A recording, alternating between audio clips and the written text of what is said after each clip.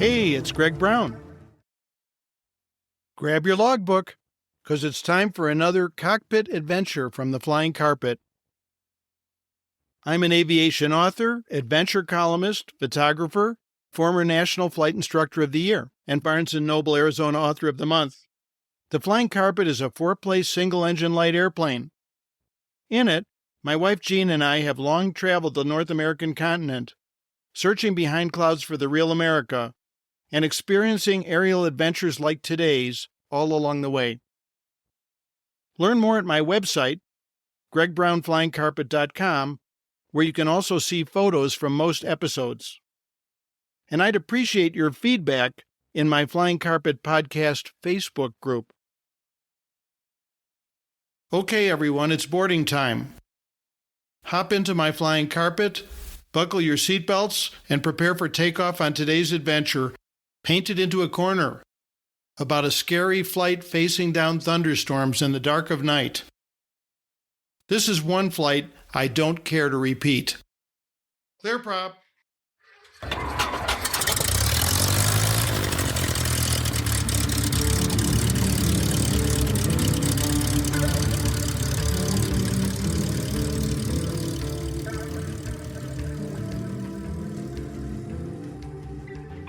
St. John's VOR is out of service, said the flight service briefer as we prepared to depart Santa Fe, New Mexico for Scottsdale, Arizona and home.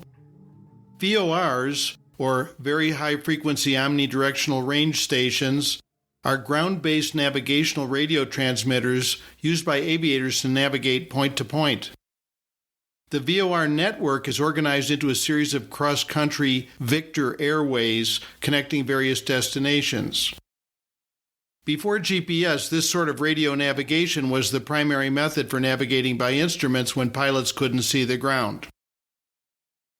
Anyway, located just across the Arizona border, St. John's VOR was notable in those pre-GPS days as the only radio navigation aid on the 274-mile instrument airway between Albuquerque and Phoenix, making Victor 190 one of the longer routes in the country served by a single VOR. My normal modus operandi, heading from Santa Fe home to Scottsdale, was to intercept Victor 190 west of the Albuquerque VOR and follow it home via the St. John's VOR. However, I didn't think much about the outage at the time. While the St. John's VOR would be critical to flying the journey in clouds using flight instruments, today's weather was clear, and I had traveled this route often enough to easily navigate the 2.5-hour flight visually by pilotage. Launching late in the afternoon in a rented Cessna 172 RG Cutlass, my family and I cruised blue skies southwestward over New Mexico's Malpais volcanic Badlands. The last 45 minutes or so would be completed over lower terrain at night.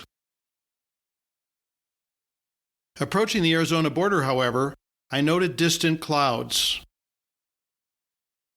I radioed flight service for weather reports at the few nearby reporting stations and learned that an unforecast stratus layer had recently formed, extending much of the way to Phoenix.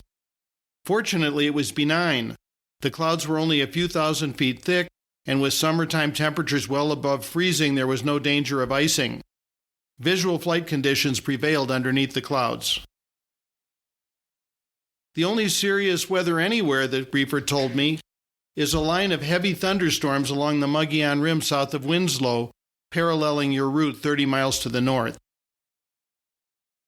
Soon we cruised under clouds at 8,500 feet, ogling an intense lightning show from the dense formation of thunderheads far off our right wing.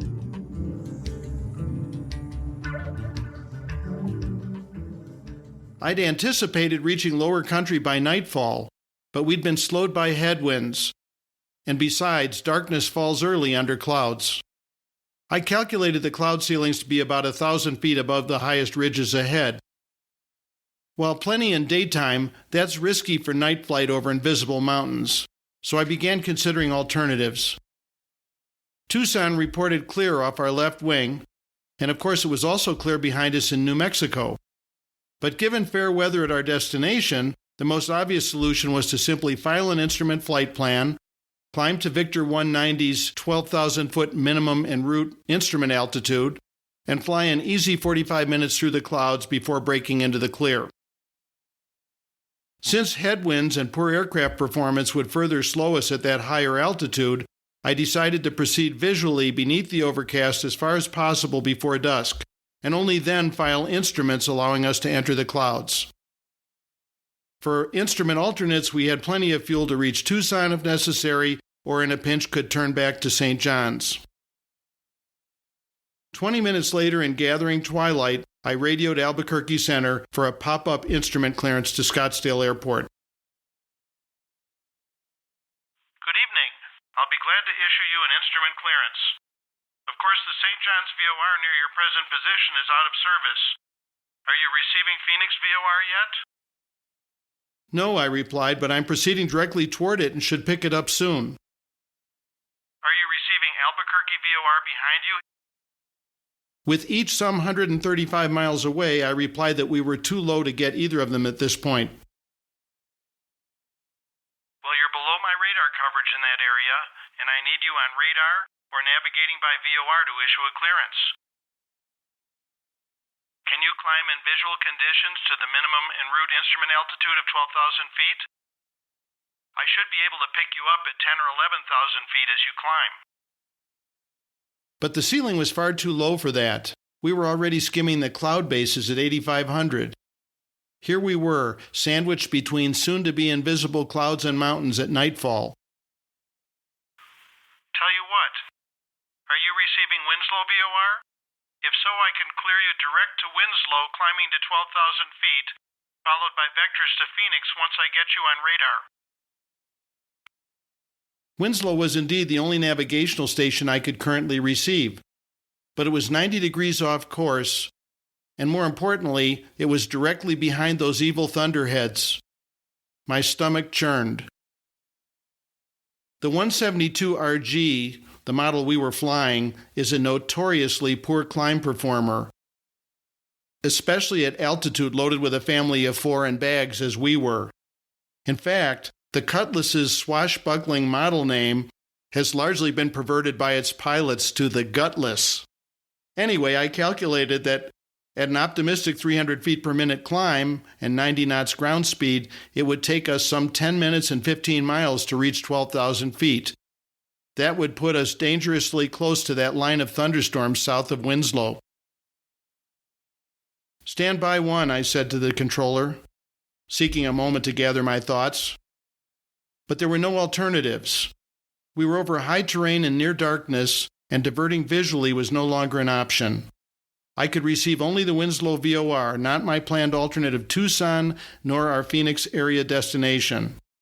Reversing course visually to St. John's at this point would be dangerous, as we'd now traveled some distance under the clouds and there was higher terrain behind us.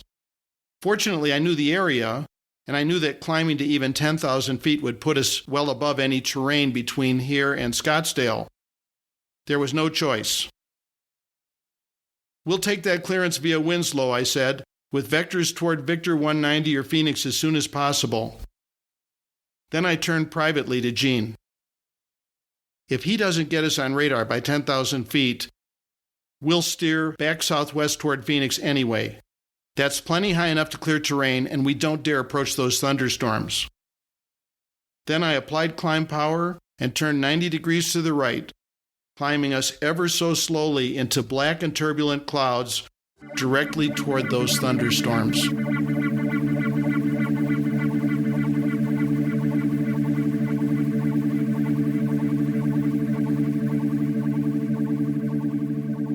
In those days, pilots sometimes used ADF receivers as rudimentary lightning detectors.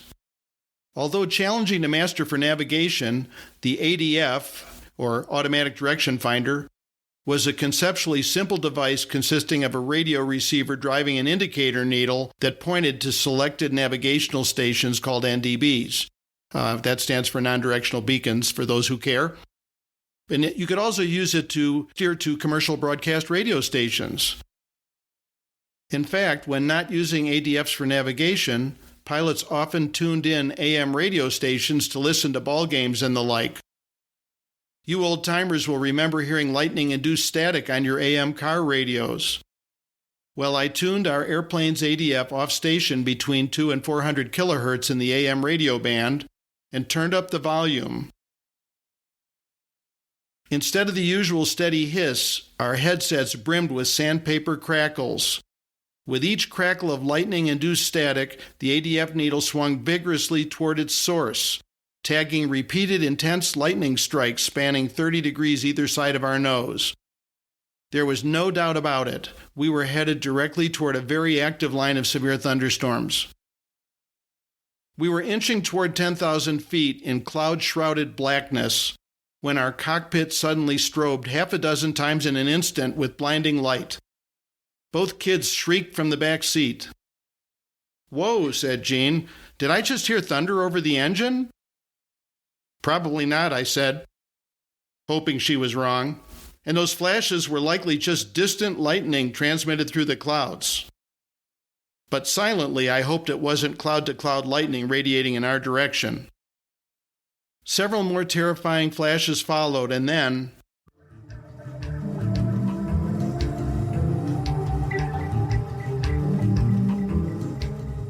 Radar contact. Turn left heading 200 degrees, vectors to Phoenix. A few more lightning flashes followed, but they rapidly faded behind us as we turned tail to the weather. 20 minutes later, we burst from the clouds into a starry nighttime sky and descended for landing at Scottsdale Airport. But my mind echoed with terror. Probably we'd been far from the sources of those blinding flashes, but who could know for sure? None of this would have happened had I requested an instrument clearance before reaching the cloud deck back in New Mexico. We'd simply have climbed visually to 12,000 feet and proceeded on course. But I'd painted us into a corner. As always, the piloting errors we survive teach valuable lessons. In the future, I vowed to launch earlier in the day over such routes, and to file instruments at the first hint I might need it, not at the last moment.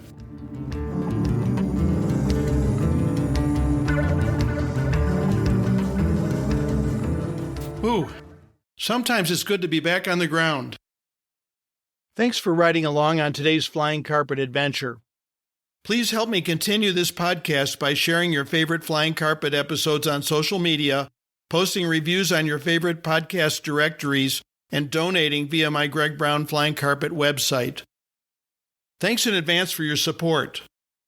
You can find photos from most episodes at my website, gregbrownflyingcarpet.com. If you enjoyed today's episode, please check out my book of aviation adventure stories, Flying Carpet, The Soul of an Airplane, for which I was named Barnes & Noble Arizona Author of the Month. Learn about that and my other aviation books at gregbrownflyingcarpet.com. Also at gregbrownflyingcarpet.com, you'll find my views from the Flying Carpet aerial photography, available in fine art metal prints and pilot achievement plaques. Oh, and I'd appreciate hearing your feedback in my Flying Carpet Podcast Facebook group. Follow my social media sites, most of which can be found by searching Greg Brown Flying Carpet. And consider joining my Student Pilot Pep Talk group on Facebook. Thanks again for joining me on today's Flying Carpet Cockpit Adventure. Music by Hannes Brown. See you next time.